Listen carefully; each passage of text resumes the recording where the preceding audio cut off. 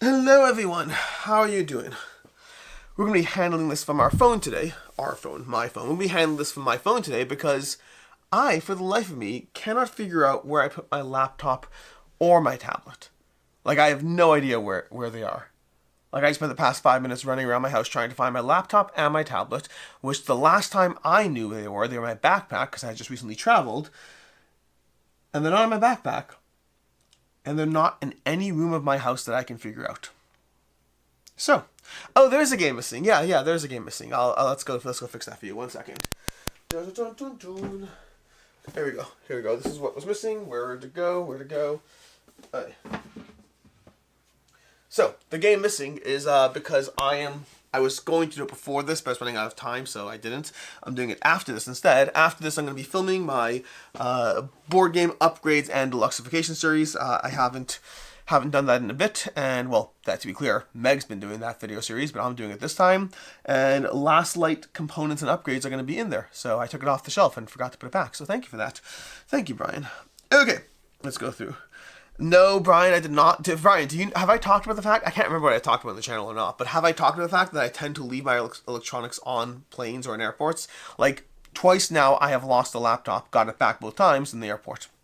One time, and then there was that one live stream where I was desperately searching for my passport. I found that. You'd think I'd be more organized, but maybe it was all the games around me. But I did one time leave my laptop. I took it out of my backpack because of TSA. I got through the scanner, grabbed my laptop, grabbed my backpack, left my laptop behind, and had to submit a inquiry to get it back, which they did send it to me and ship it to me. Then there was the other time that I left my laptop on the plane that I was getting off. I had put my laptop bag underneath the seat, and I grabbed my backpack, and I forgot my laptop bag, and then I realized 25 minutes later when I was trying to board my next flight, and I didn't have time to properly run back and get it. But again, they all ship it to me. So I am out of, I was out the shipping cost and the mental hassle, but so far I haven't actually lost anything at the airport.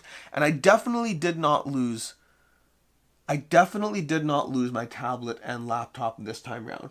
I took them out of my backpack. I just don't know where they went. Anyways, let's go ahead and do the live stream. Let's do the live stream. We'll talk about things. So, first of all, in case of you hadn't noticed, or for those of you who had noticed, we're doing this Tuesday instead of Thursday this week. That's because I foolishly, not this past Thursday, but the Thursday before, I was like, I see no reason why we're not going to have a live stream for the next, few weeks. Nothing happening. And I forgot I was doing my top 100. So there wasn't a live stream last week. There is not a live stream this week because the live stream this week, Thursday, is going to be the top 100 10 to 1. There might be a live stream beforehand. Do not count on it. I might go from a live stream directly into the top 100, but I will not be doing a live stream after. So, there's not going to be a live stream on Thursday as of now. There might tentatively be one earlier. And because of that, and because I don't want to go another 2 weeks without the Not So Weekly Live, I wanted to go ahead and do a live stream today and wish you happy holidays and all those fun things to all those who celebrate Christmaka, and Hanamis. Hanamis just sounds like hummus. To all those who celebrate Christmaka and hummus, enjoy. We have Jacob Justice, Merry Christmas. ACS, random live stream, semi-random. Brian, woohoo. Ooh, I can do a goal. What's this goal thingy? Make a super chat more fun with a goal. Oh, no, I'm not going to do that now, but I have a little button on my screen that says, goal, set a goal. Maybe we'll do that. If I do a pre-top 100 live stream, I might make it, semi-fundraising-ish. We'll see. Don't know. Back to the thingy. Gamefound requests. I really want people to be able to block other users' comments. Toxic people are a turn-off for campaigns. Interesting. I have to look into that, but the idea of blocking a user as a user doesn't bother me. I have to think through the ramifications and whether it could cause problems. You have to think through, you always have to think through how things can play out. Sure, can you block a user? Can you block the project creator? If you're a user, can you block the project creator and stop seeing their comments? Do we want that? So features have to be thought out, but on a general level, I don't have a problem with that myself. That doesn't mean it will be prioritized as the most important feature, but thank you. Stacey, hello friends, start time on the YouTube thumbnail says 1:30. By the way, hope others will come early. It did say 1:30 when I first posted it, but then I changed it to 1 o'clock. So in theory, if you had a page loaded from when I first posted it, and then didn't refresh that page, then the start time would say the wrong thing. But I did change it, which means you should in theory have the right one, unless you had opened it right away. But I was cognizant that some people might miss it. The 1:30 was because I had an appointment at 12. I had a call at 12, not an appointment. I had a call at 1, So I was going to do 1:30. But then that call happened earlier. So I switched it back to 1, which is the normal time I try to do it.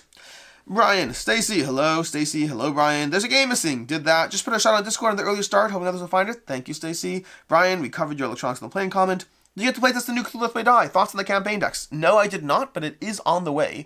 Basically, they are sending it our way. I think we talk about it in the beginning of one of the top 100s. If you check the ones, the upcoming 2 that I have with Meg, 20 through 10, 20 through 11, and 11 and 10 through 1, in one of those we talk about it.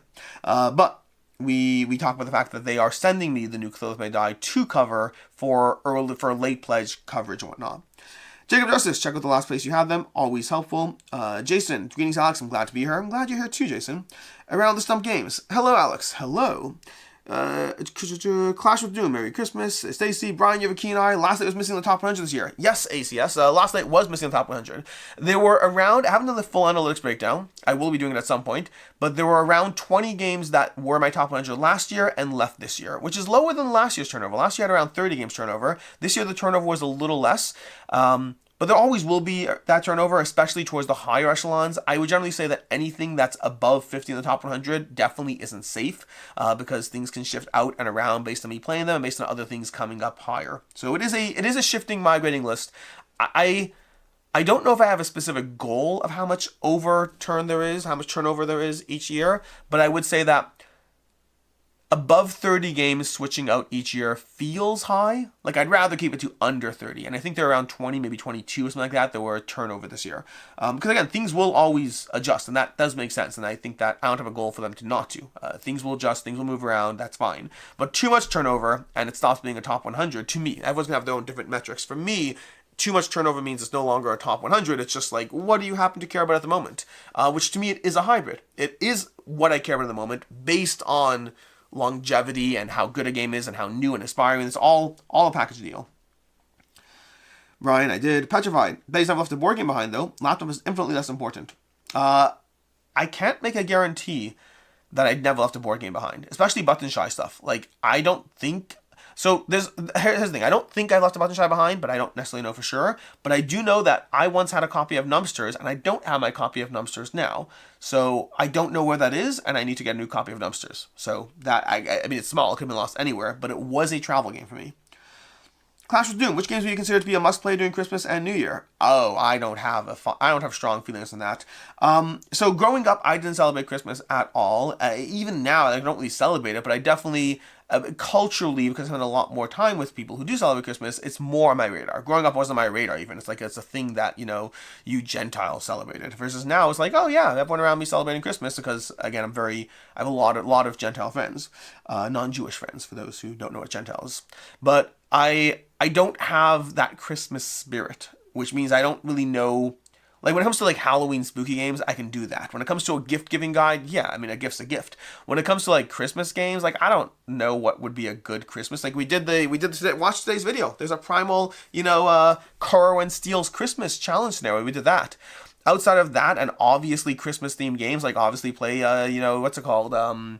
Dice Thrones, Santa versus Krampus. Play Santa's Workshop. I mean, I don't actually love Santa's Workshop, so I don't recommend that. But definitely play Dice Thrones, Santa versus Krampus if you have that. Do I have any other Christmas-themed things that I can recommend? Final Girl has a Christmas-themed scenario. But, like, vibes. If we're thinking vibes, play Endless Winter, I guess. Endless Winter. Like, would a snowy game in general count as Christmas vibes? I don't know. I still, to this day, here, we're going to go on a little bit of a weird pet peeve, okay? Christmas movies I get Christmas movies. They're fun. Not all of them, but they're fun. They're a fun genre. I just started Red 1. Haven't actually finished it, but I just started Red 1. Seems like a fun time. Don't know if it's a great movie, but, like, I've always enjoyed Christmas movies. They can be campy, they can be fun, they can be all over the place. They're different, but they're Love Actually, one of the greatest Christmas movies of all time. Die Hard, not technically a Christmas movie, but I hear you. But what I don't get Christmas music. I don't understand it. Like, artists will put out an entire new album, and it's like, so-and-so put out a new Christmas album. What is it? The same Christmas songs you've heard every single year from every single artist again and again. Oh, wait, no, one song did a slight riff on it that sounds slightly different. Like, it's just, it must be compelling, right? That must be a thing that's interesting to people because they keep doing it. But, like, it just seems to me it's like the same songs again and again and again. Like, the Christmas movies are different. They're different. So, like, I'm not here to rain on anyone's parade. I just don't understand it on a personal level. Anyways,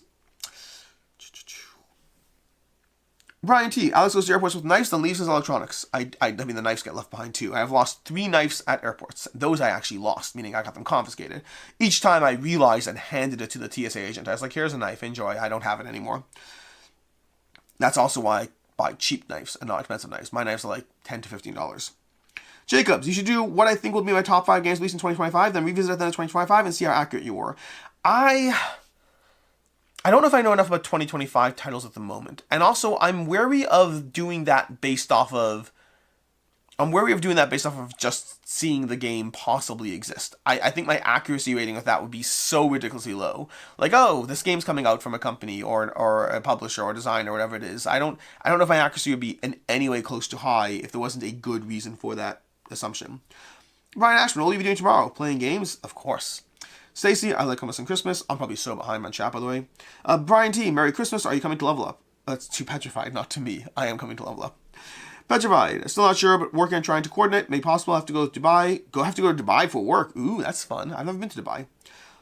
Solid Snake. Do publishers that use Gamefound find that the split payment option has improved the success in their campaigns? I love the option myself, but I'm curious how the creators feel.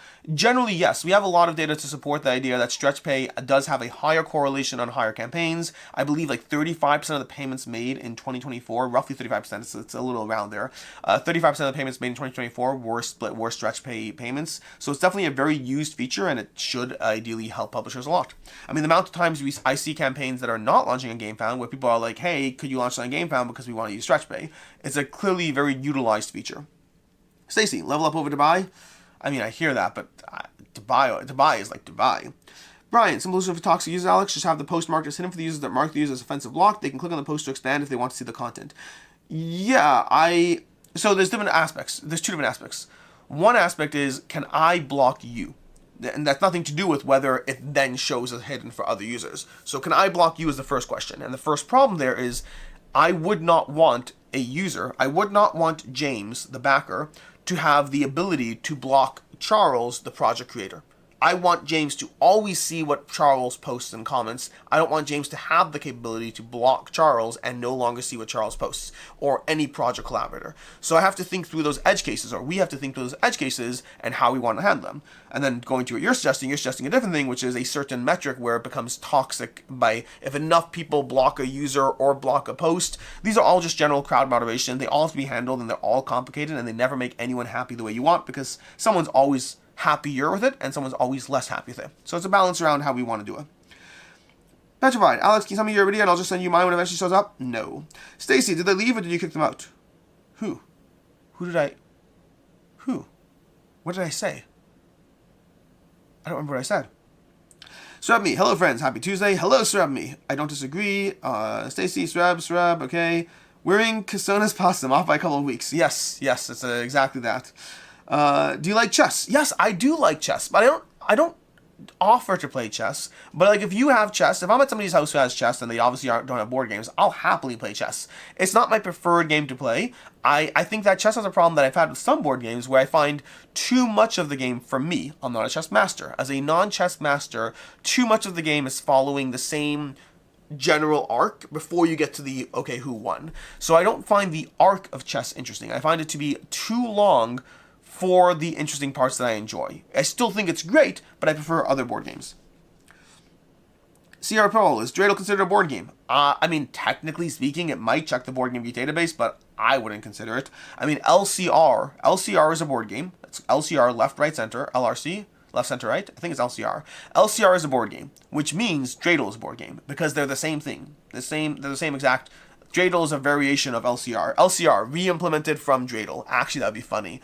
That should be funny. Someone check if Dreidel's in the Board Game Geek database, and then someone submit to Board Game Geek that LCR is a re-implementation of dreidel. I think that's hilarious, but it's also accurate. Santa's Workshop is definitely a good Christmas game. I mean, it's a good Christmas game. I just don't think it's a good game. But that might be me being a little elitist. I thought it was way too simple. I think the target audience, if the target audience is non-gamers, I think that's great. Stacy, Paris, because I always think Christmas in Paris for some reason. That's fair. If Dreidel is a board game, what do you count as a logged play? That's an excellent question. I avoid that answer because I don't count Dreidel as a board game. But I don't know how I'd classify that. I think I'd probably go by session. Because I like, again, if apples to apples is each round a board game, because nobody plays apples to apples to points, right? Nobody does that. You just play until people want to stop playing. So I would count it as a session.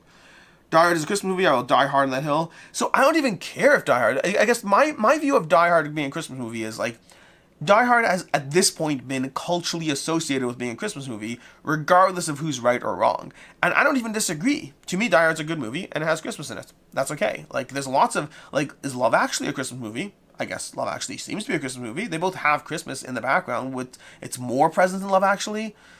But like, if the movie like straight up has Santa, like, that's probably a Christmas movie. Die Hard is a Christmas movie, for goodness sake. Her name is Holly. Oh, her name's Holly. That's funny. I never thought of that. Stacy, some Christmas movies never change. That's the nostalgia part of Christmas that I love. What's the situation on Vestage? Vestige was a weird one. So Vestige was, Vestige, they sent it to us to cover, but they sent it with overnight shipping, but there were 4 days left in the campaign. So we were able to have coverage like 3 days before the campaign ends. That's the game plan.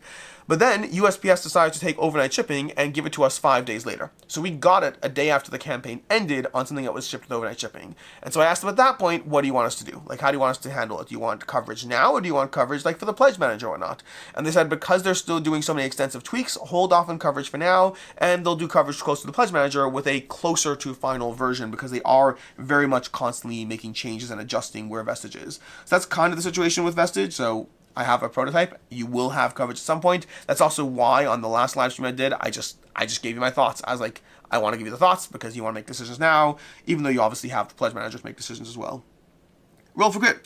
Modern Christmas music is mixing nostalgia with the classics, but what people feel are modern. Same way why people feel they need to remake classic movies. They like the story but want CGI effect and, money. So no, I get why artists do it. I completely get why artists do it because, money. What I don't get is, as a consumer, is it satisfying to listen to the same song from so many different people? Like, I do get remaking classics, but it's not like, when you remake a classic, like having 17 versions of the same song feels like too much. It feels like too much. I don't understand that. Like, I remember once upon a time, I really liked Michael Bublé. I was very into, is it Bublé? Bublé? I don't actually know how to pronounce the last name. I like that guy, Michael B. That's Michael B. Jordan. I like Michael B. the singer. Is it Bublé? I think it's Bublé. Anyways, I like his music, and so when he put out a Christmas album years ago, it was one of the only times in my life that I actually listened to a Christmas album. I was like, you know what? I will, as opposed to hearing in the background or whatnot, but I intentionally listened to a Christmas album, and then I was like, this is all the same stuff again and again and again. And I wasn't, again, I didn't grow up with it culturally, so I don't have that aspect. But when I think of Jewish music, because there's lots of Jewish music, and there are certain classics that do get versions here and there, but I think the level to which Jewish music gets remixed into classics, there's so much less repetition. And I think I'd be so bored of having the same version again and again of the same song. But that's a me thing. And it's a me with my biases or lack of nostalgia. Are you getting caught up in life work because you're only posting one video a day lately? So first of all, yes. Yes is the short answer. But honestly, I have had so much travel lately that I would say the more accurate answer is I'm just getting back to breathing room. But yes, posting one video a day literally means 7 less videos this week. It's so amazing. It's so incredible. So I've done a few things. I put up a Eufy doorbell. It's kind of like a Ring doorbell, but it's different. I put up a Eufy doorbell that I've been pushing off. I hung up a TV that I've been pushing off. What else did I do? I've done a bunch of things. Oh, I've been building some One Sharp Joe inserts that they take time. I love One Sharp Joe, but his inserts take time to assemble, and so I've had them sitting around for weeks, and I started assembling. I've built the first 2 out of 3 that I have. So I definitely have been doing catching up on some peripheral things, but also I've been filming videos, catching up on emails, all those other things because I've had too much travel recently. Did they leave was a reference to your games that left? Oh, no. I don't think, I'd have to look at my top 100 from last year, but I don't think anything that was in my top 100 left my collection. Usually, that can happen. In fact, the truth is if 20 games left, maybe one did. I'd have to look at the list. Can I do it on my phone? I don't think I can. Let me try this. Notion. There's a way. The question is whether I can, let's go to this over here. Yearly ratings. Okay, I'm going to do this over here for you. Let's find out if it loads. It's not loading. Let's open up again. Let's answer the question of which games left my top 100, if any. Okay, yearly ratings, here we go. So I need to sort by 2023. So I need to put that, how do I put this higher. Cancel. Okay. It won't work. It won't work. Okay, so if I delete that, how do I do this? Okay. I'm trying to think. Sorry, I'm trying to think how I do this. Okay, I do it that way. Sort. Sort by 2023, and then sort by 2024. That should be the way to do it. Okay, that kind of works. There we go. There we go. Okay, good, good. So let's find out here. So from the ones that were my top 100, let's find out what left. That one is still here. I'm not telling you what they are right now because I'm going to do a full video on that. That one, one left. One left. Okay, I'll tell you that one. Two left. Two left. Two so far. Two so far. Let's see. Those are both still here. That's still here. That's still here. That's still here. That's still here. That's still here. That's still here. That's still here. It's still here. Okay, two left. Two left. And they're oldies. They are oldies. Okay, that's what happened. So what happened is Concordia and Lancaster both left. Lancaster is a great game. I've had fond memories, lots of nostalgia for it. Over time, I've found that I play it less. A big part of that is my favorite part about Lancaster. I find Runation does the same kind of thing, and I prefer, not Runation, Rurik does the same thing, I prefer that. And then the other one would be Concordia. So Concordia is one that I've had too many plays recently that were only okay, and that really demoted it for me. But that is a shame. That was a good one. Julius, thoughts on NVIDIA? I think NVIDIA is great, but I still need to play it more to give you proper full thoughts. Brian, Alien by Free League is a board game? Yes, it is. Morganite, and you're quoting Devin Norris. Morganite, you mentioned Unconscious Mind may go up in your rankings over time. What do you enjoy most about that game? Everything I do feels like a daisy chain of stuff. It's the same reason I love Encyclopedia. Every action has like 3 things that end up happening, and you build up your own tableau, so I love that feeling as I play. I'm excited to play it again. I think we're trying to play Unconscious Mind with the Nightmare expansion next week, but I'm really, really excited. I like it a lot. I think it'll go up, but we'll see. So at me, Dreidels on BG has a 4.0 rating. That's, honestly, that's being favorable to it. David Waldman, Gremlins takes place at Christmas, but I wouldn't consider it a Christmas movie. See, that's the question. So this goes back to the GIF versus GIF argument all over again, which is to say, I have my own opinion, but actually that's not true. I don't think I care about the Die Hard one. Which is to say, I think there's reasonable arguments on both sides. The GIF versus GIF argument can kind of come down to a few different options. The creator said it's a GIF. Everyone else says, not everyone else, but the other side says, well, it's not a Graphics card, so because of that, you have 2 very compelling sides. Die Hard at this point is inherently a Christmas movie in terms of the debate around it has made it a cultural conversation around Christmas. So it's, even if it's not a Christmas movie, it is now associated with Christmas. But Gremlins never happened, so it didn't happen. Ice Harvest, another great Christmas movie, just saying, never watched that one. Swab me, message retracted. I see what you did there. Dave Wallman, I think Gremlins is a severely underrated Christmas movie. I've never watched Gremlins. I've never even heard of it. ACS, do you have plans to one day try and do Imperial Uprising? Definitely, or I wouldn't own it. I own it. It's on a shelf over there. I just haven't prioritized it. So at me, my retraction because I said something that's not factional, not trolling. Oh. I love how you clarify that before I caught up, because I assumed it was trolling. Lauren, I call him Michael Bublé, but no idea if that's right. Michael Bublé. Michael Bublé. Yeah. Stacy, what is the name of the doorbell you have? I'm wanting to switch from rings since they have doubled their price since I started with them. Yeah, that was my issue. One second, I'm going to blow my nose. I'm a loud nose blower. Also, like, I'm recovering from being sick over here. Although I feel like I've been recovering from being sick for like a month. Just, it's been... Alright, so, sorry. The software I'm using, not software, the doorbell I'm using is called Eufy. E-U-F-Y. Or is it E-U-P-H-Y? I think it's E-U-F-Y. But it's a Eufy doorbell. It has all the features I wanted out of Ring, which it has recording, it has a doorbell. It actually, the one I have has 2 cameras. So there's a camera that goes this way, and there's a camera that points downwards. So you can see if there's a package left by whoever. So I really like that feature. It has rich notifications. That's where the notification comes with a picture in the notification itself. You don't have to go to the app. I think, and it does so with no subscription. So the doorbells themselves are more expensive, but there's no subscription cost on the doorbells. So over time, you'll save time. Over time, you'll save money.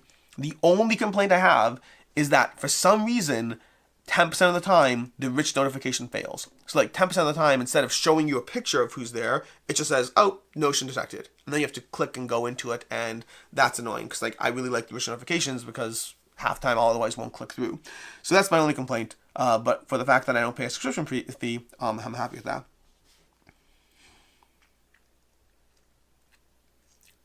Brian, it's just a guy named Carl that yells ding dong. Whenever someone shows up, it costs beer and cookies. No, no, no. James, at some point you probably have thought about designing your own game. I read destroying your own game. What a dream game would look like. Would love to hear about that. Would you ever make your dream a reality? So I've designed, loosely, multiple games, like 3 or 4 games at this point. And I've written, when I say design, I mean I wrote rules for them, and I kind of thought through how they'd work, and then I never went back to them because I don't want to go through the work of playtesting them. Coming up with an idea is fun. Making that idea a reality is work, and I'd rather play someone else's good game, especially when I already have too many things I'm trying to do at any given point. So would I ever make that dream a reality? Yeah, I think I would, but I think it's going to have to require some sort of life change, whatever that life change might look like. It could be as simple as, kids growing up and having less time focused on them, and then suddenly looking for something to fill that gap. So I anticipate that one day I might decide it's something I want to do, but I also anticipate that it's not happening anytime soon. Clash with Doom. Do you have any biases against KDM? I've noticed that you talk about it as a game you might never play. I don't know if I have I guess, it depends if you count as biases. Yeah, I guess I do have a bias against KDM. I have 2 biases against KDM. The first is specific to KDM, and the second is, well, the nature of what it is. So the specific one is KDM's theme doesn't pull me in. And don't get me wrong, if I'm interested enough in a game, I don't mind, nudity or getting, or nudity adjacent to any of that stuff. I don't mind dark themes. I don't mind violence. But when I say I don't mind them, it doesn't mean that it pulls me in. The nature of KDM's very dark and twisted horror and close to nudity or actual nudity theme, it doesn't pull me in. It gives me less reason to try. Not no reason, less reason. The second aspect is the nature of the fact that it's a campaign/lifestyle game, meaning there are campaign games which I already struggle to balance my interest versus the time I give them, and then there's KDM, which is like campaign plus. Like that almost seems to be full lifestyle. So like I don't have the bandwidth to care about. I'm not invested in the theme. The only reason I have to play it is it's ranked so highly that maybe I should give it a try, but it's also ranked so highly kind of under the pretense of people who are really investing into it, which I wouldn't do. So with so many campaign games that I actively want to play and already am not, it's just so low down on my list. The only reason I really would in any way consider that I might play it is if I get to the point where I'm like, I need to play every game in the top 100. But the problem is like 7 or 8 games that I just don't feel compelled by. And like, why force myself to play a game I'm not compelled by when there are so many other games that are compelling me? Good questions. Part of Gundam Wing Endless Waltz takes place on Christmas Day, so I count this as an Xmas movie. Now we're just getting silly. Brian, Alex, were you able to notice differences in unconscious mind from the prototype to final version? If so, what do you think the changes did to make the game better? So that's a unfair answer because I definitely wouldn't notice. It's been 2 years. I remember the loose outline of it, but I definitely don't remember the details. But I was playing with somebody who actually does playtesting with Fantasia Games. So he was actually calling out some of the differences. And a big one was the pacing of the healing patience used to be something you just did on your turn, and now it's a full action. And he talked about how that would otherwise slow down the game a lot, and I am torn as to whether I care or not. I remember loving the prototype, and I remember loving the final game. I wouldn't be able to tell you that I noticed significant differences of any kind. I think the game's great.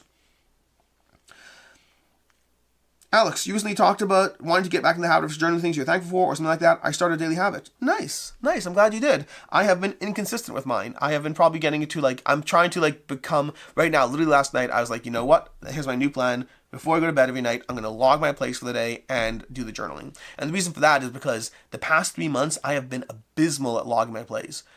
I know I play a lot of games, and it used to be I'd show it in my plays. I'd be like 100, 115, 127, 108. And the past 3 months, I've been logging 70 plays a month, 60 plays a month, and it's not because I'm playing less, it's because I'm just logging less.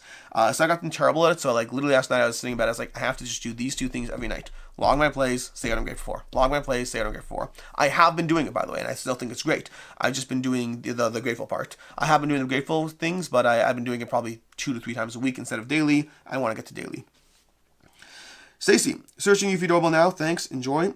I've noticed that a lot of board games also tend to 3D print filament or resin. Do you also have this hobby, or what are your thoughts on it? I did finally get into that hobby, and I think it's great. It's actually, I'm going to be showing some things in my deluxification video with the last light that we talked about at the beginning of the video. I'll be showing some of the 3D printed things that I made, more inserts and stuff. But yeah, I'm a big fan. I like the hobby in general. Okay.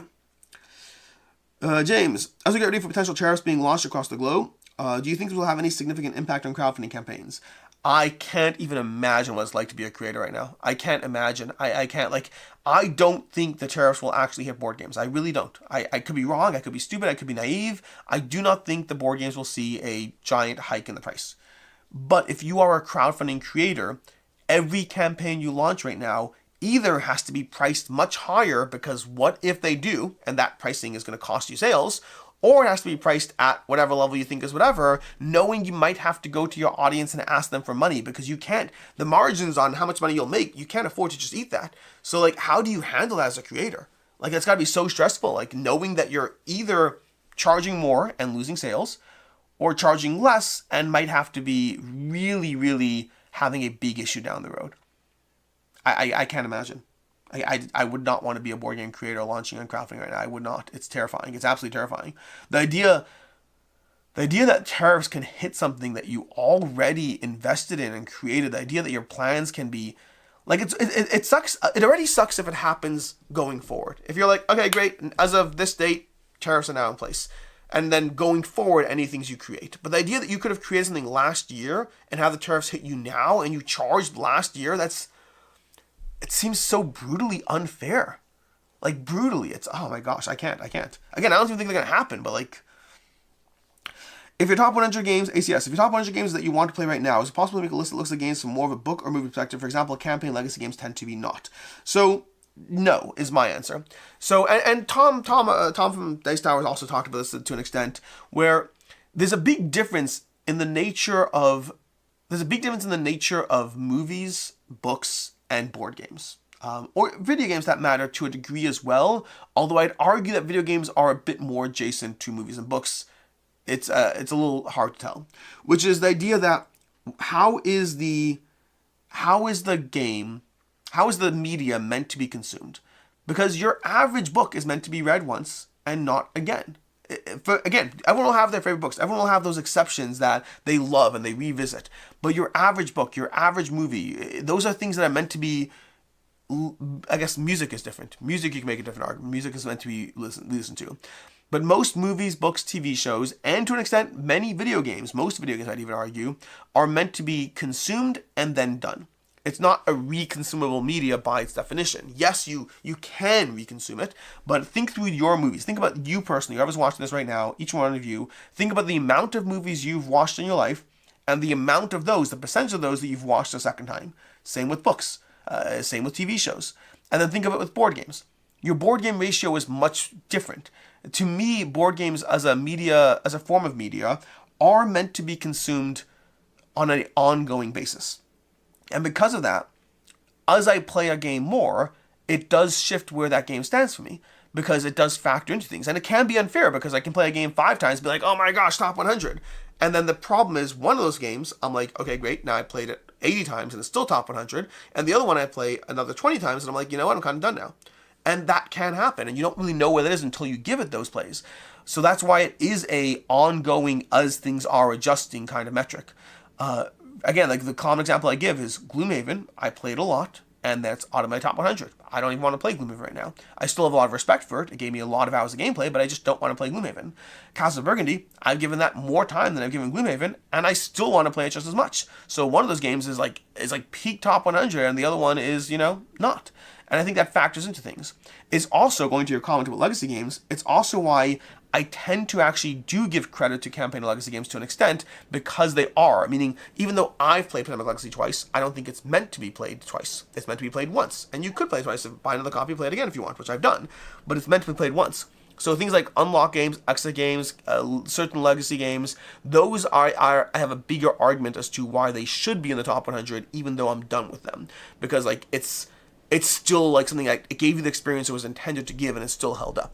So, but I have a hard time looking at a list and being like, okay, well, these are the best games of all time, based on me no longer wanting to play it, I guess. I don't know. It's tricky. It is tricky. Again, I think I've covered this a little bit. There are some games that I feel should be eligible that aren't, and it is what it is. And those are games like Tigers and Euphrates is one, for example, where I think it's an incredible game. The only reason I don't have it is because I found in my game group I would win it all the time, so it became less satisfying to play. So like, there's a few games like that I think are incredible game experiences, but there are unique reasons why I don't own them. But for right now, I do limit my top 100 to the games I own, but I do acknowledge that aspect as a fault. The other aspect I will fight on. This one, as I acknowledge as a fault.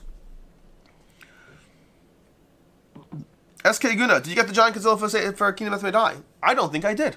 I thought I did, but somebody pointed out that I thought I have to go look at my order. I haven't actually done it yet, but I thought I had ordered it at first, and someone's like, well, they all deliver those already, and I haven't gotten mine, so I have to go check my order, and I may not have, which honestly, I would be happier if I didn't, because I got Galactus, and I do nothing with Galactus. It's cool to have, but it's a giant thing. That's a lot of money. I might sell my Galactus. I should sell my Galactus. It's overkill. It's stupid. Like, just because I like the game doesn't mean I need a giant paperweight for it. But I did get Galactus because I am stupid. No disrespect to those who got Galactus or Godzilla. I'm stupid because I don't need it. I don't want it. I let my FOMO dictate things. Jacob Justice, what's the highest ranked game on BG that you've never played? Highest ranked, not rated. So let's go to BGG and find out. BGG. I want to say War of the Ring might be that one. Browse. All board games. Okay, loading. Gloomhaven. Okay. Brass, Pandemic, Ark Nova, Gloomhaven, Twilight Imperium 4th edition. That's the one. Number 5. War of the Ring was the next one at number 8. So I was close. Then after that, we go to 18. Eclipse Economic for the Galaxy. Is that 18? Should I play that? Should I play Eclipse? Like, I still have it. The problem is it's best at 4.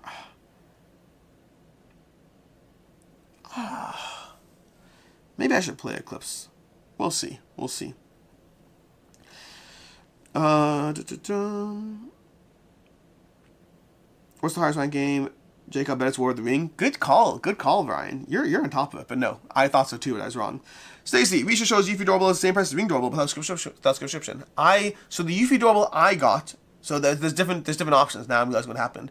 I got the one that's like $120 because it has a downwards facing camera. If you don't care about that, there are cheaper options. Brian, I'm grateful for BoardGameCo videos. You're sweet, Brian. Surround me. BGC has definitely made on my daily list a time or two. Thank you. Around the stump, tariffs shouldn't affect fulfillment when you're pricing your Kickstarter with the idea of MSRP. What do you mean? Meaning, I don't think the margins are there for that. I don't think they have the margin to suck up that. But MSRPs will have to increase substantially to over the cost of tariffs. I believe that's true. Anything that should be on your radars in 2025? I don't have a full list. I am actually putting together a top 10 upcoming crowdfunding campaigns I'm excited about. I'll be doing that at some point soon. I don't know if I have the same for retail, but check your, Crafting the Cosmos looks cool. That looks cool. Azul Duel, Lord of the Rings Trick Taking. Those are technically in January, I believe. Ryan Gilmore. Oh, wait, Brian T. MSRP is irrelevant when it comes to retail, which most campaigns do not. Exactly. Ryan, happy holidays. Alex and everyone, you as well. Escalaguna, Galactus is fun. Godzilla doesn't fit the DMD theme. That's just me. Oh, Godzilla. Yeah, Godzilla I didn't do at all. No. Even Cthulhu. Cthulhu was the one I thought I had ordered. Godzilla I definitely didn't order. By now I'm realizing that as much as I think they're cool, they also take up space. And space is at a premium. James, have you or would you be up for doing a top 100 educational games list for adults? What do you count as an educational? And I wouldn't do a top 100. But like educational is a good concept. Like the first thing that comes to mind for me is something like Timeline, but there's others like Genotype is a good one. Is that what you mean by educational? I'm trying to get a sense of what you mean. But in theory, I think that's a good top 10 list. All the small T's, happy almost Hanukkah, Alex. Thank you. Jason, Eclipse Second Dawn is awesome. Jason, you're not helping me. Do I put that back on my shelf? I didn't realize it was number 18. See, here's the thing. The ranking on BGG alone is not enough for me. I don't care at all. Okay, great. Twilight Imperium is number 5. I don't care. It's an 8-hour long game. I'm not going to play an 8-hour long game. It's not my jam. It's not something I'm interested in. I'm not saying never, but not right now. But Eclipse I actually am interested in. I just was going with the, hey, it's been on my shelf for like 4 years unplayed, it's time to move on. But it's number 18. Like, that seems like it's something I should play, right? Brian, I don't think it's stupid, Alex. I'd rather have a board game in the spot that a big miniature would take up. The exception would be... I don't think it's stupid.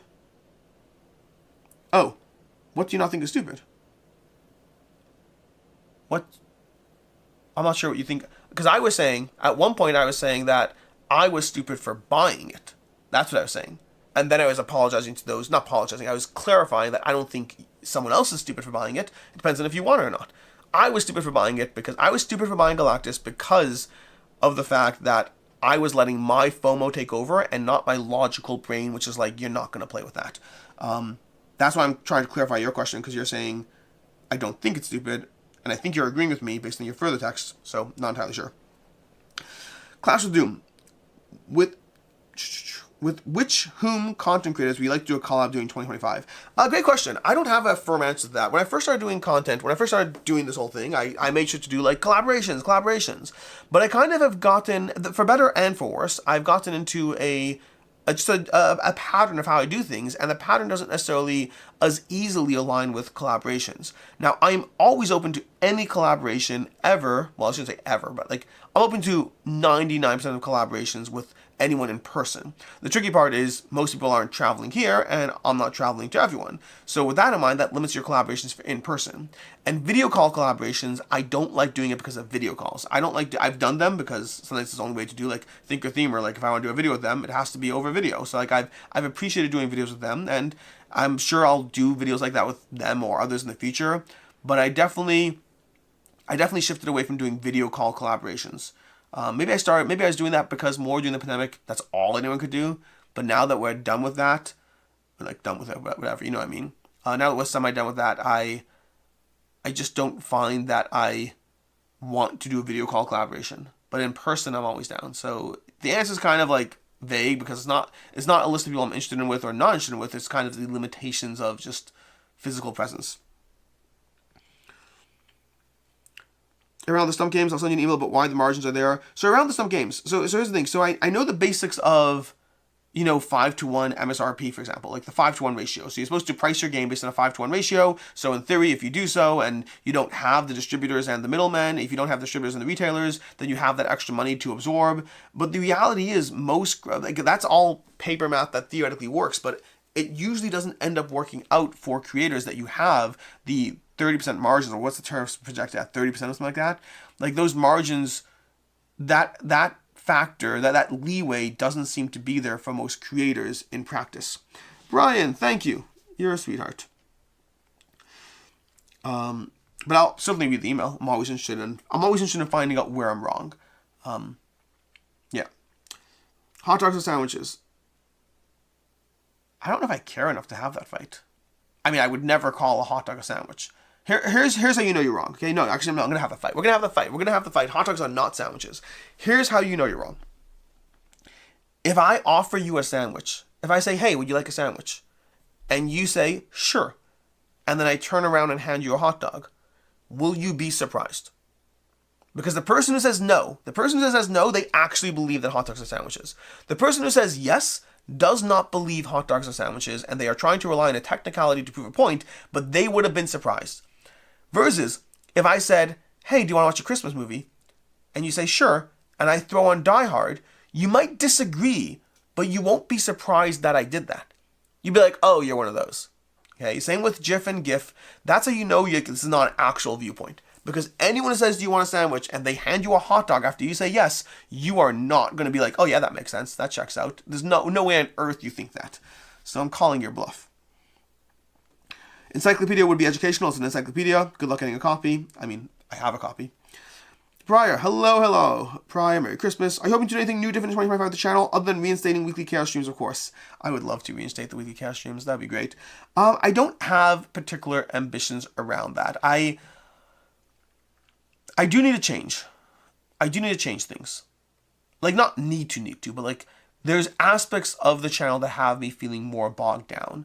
And I don't know how to handle that. Like, I still love the overall package of what I do. But then the question is, how can I pivot around certain aspects that I don't love as much, and does that make me lose identity in the channel? Are the things that are working? So I don't have a big list of things that I'm trying to change right now.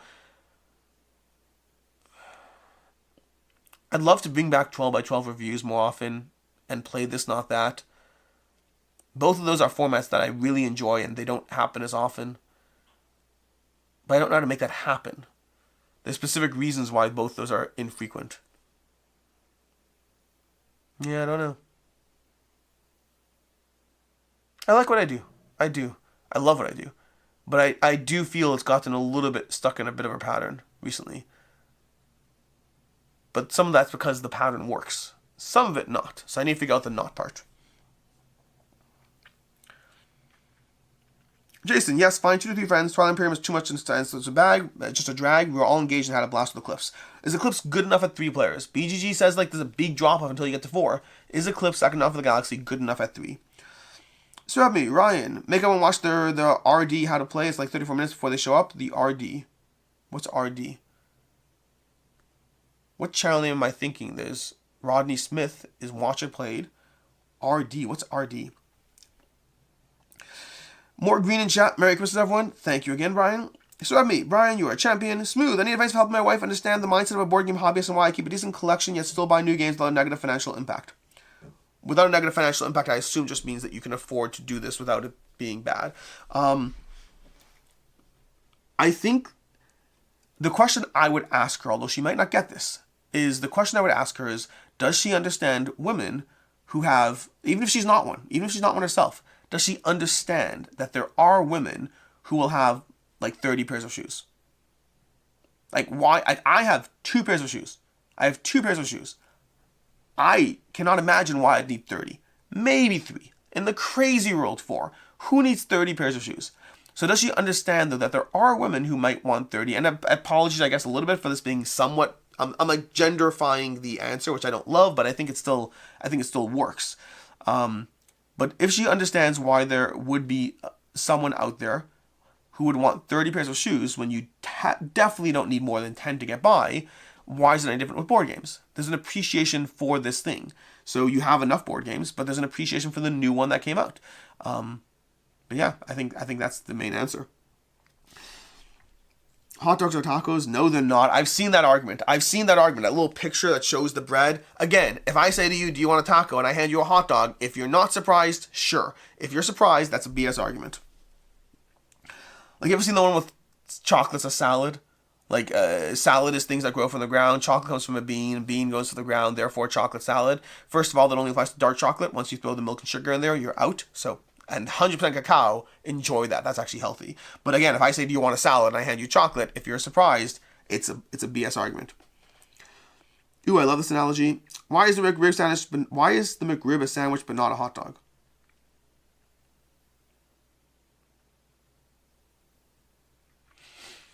Is it a sandwich? So those usually go into a category. When you're looking at a menu, those usually go into a category called handhelds. I think if I again, same logic, if I asked you for a sandwich and you hand me a McRib, nobody would think that's like a reasonable thing. We're talking about technical qualities. Okay. Have you tried the game Pharaoh? It's a rondel game like Fromage. I have not, unfortunately, or Pharaon. Any good rondel game recommendations? Or at Labor. Great rondel game. Oh, also, Antique Duellum is great. What's that other one? The other one from that designer. Navigator. Great rondel. Shipyard. Stacy. Lewis and Clark is also educational. Every card has a name. Yep, that's a good one. James, definition of a sandwich requires 2 slices of bread and therefore hot dogs are not a sandwich. Again, I don't care what the definition is. I go by common usage. Common usage in language matters to me far more than definitions. I literally think that's important. I like to play this, not that. I'm also like the 6 small games. Yeah, 6 small games actually. So that series has actually been more and more. One of the things I've changed this year, and that's part's with intent. It's actually been to accommodate some of the issues I've had. Is I have done a lot more roundup things. I have the 5 First Impressions series now. I have the 6 Small Box games, which I do consistently. And there's other versions of that I'm going to be doing too. 5 re-implementations. Basically, the idea of grouping together more and more games into a single review. I'm doing that more. It's never going to be like all the games, but there's only so much time I want to give games that I'm not excited about. And And sometimes I put a game in there that I am excited about, but I still think it's good with the format. But honestly, more often than not, if I'm excited about a small box game, it's getting its own review. Like 4 Northwood would never be in a 6 Small Games review. I love her too much. But games that I don't like or are okay with, those will be. And that's going to be more common. Meaning if I'm not passionate about a game, they're going to show up in roundups. That's me trying to be mindful. Okay. Happy Hanukkah, Alex. Time for more coffee. RTFM. That makes more sense. Read the freaking manual. Brian, you're a true gem. James, what new pending crowdfunding or retail games are you most excited about in 2025 that you have not done a video on already? I don't know. I have to think. I mean, Masters of Orion, you should be getting a video on that shortly. But, like, usually I just do them when they're time sensitive. I'd have to look at my list. I'm excited Massive Darkness. I don't have that yet. Massive Darkness, the new one.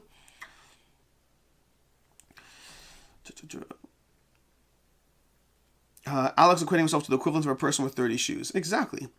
So I like any of the series start with Alex singing a jingle. It's the only thing missing from the top 100. I debated it. I do plan on adding more jingles. The problem is I really like my 6 small box game jingle, but I'm only okay with my 5 first impressions jingle. And like when I'm only okay with it, like, I don't know.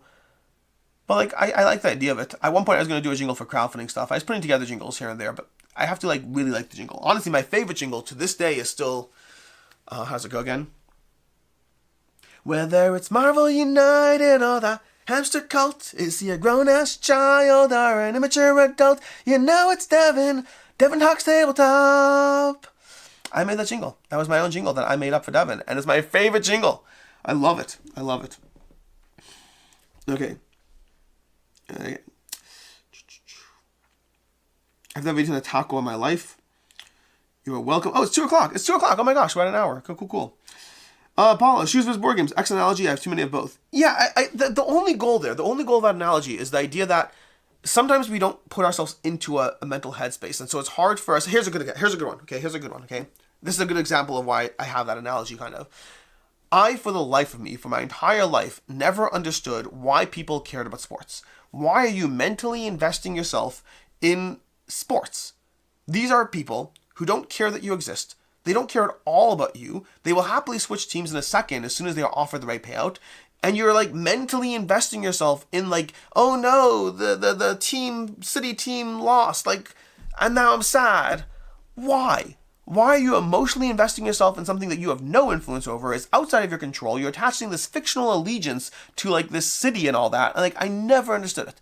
And then I reframed it. And I still don't understand it myself. But at least I understand that, and it now makes sense to me. Like, I'm still not there, but it makes sense to me. And the reframing was, if you can be invested in the outcome of an actual sports team, that's crazy to me. But then I'm invested in my fictional characters in Game of Thrones or whatever fantasy series I'm watching. If I'm invested in, again, these actors don't care that I exist. It's a fictional made-up TV show, and yet I'm mentally investing myself. At least yours is real life. At least yours is an actual journey. Like mine, there's typical rules. The good guys win. Like, there's less investment, except Game of Thrones, obviously. So, like, that idea of where you put your mental energy, like, but by reframing something I had no understanding of into, like, realizing that it's not actually that different than investing yourself in fiction, which makes complete sense to me. I was like, oh, okay, fine. Like, I still would never do it, but, like, I can't judge anymore. So it's the same thing with the shoes thing. Sometimes like something is a little bit too far outside where we are, and we need to bring it closer to where we are, and then we're like, oh, those things do feel similar. So like, even though I still can't fathom why you need 100 board games, like at least there's something adjacent that I do understand. Q&A format isn't fair. I think you should do an A and Q, so you have to ask us questions. Ooh, Dwarf Furious. Why are you obsessed with dwarfs? Why? Like, what started all this? Why? What in the world happened that you decided dwarfs is my identity? It's a great question. Swap me. When is on the year Purge video post? I'm eagerly anticipating. I don't know what it's about. I don't know what it is about board games Purge videos. They are so satisfying. It is posting soon. I have to double check the date, but it should be like in like a week or two, something like that. Maybe sooner. I don't know. I have to double check the calendar. But I did film it already. Is it a 2-parter? Yes, it is a 2-parter. 2-part video on it. Also, Swap me. How did you get into board games? Ori, we recently started a 5-player gaming group, and I'm quickly running out of medium-weight, good 5-player games to bring to the table. Any recommendations? El Grande. El Grande is a great one. Ori, why did you go with a duck for your logo? Like, what was that why was that your reason? Aaron, did I miss Vestige coverage? Was it not different enough indication?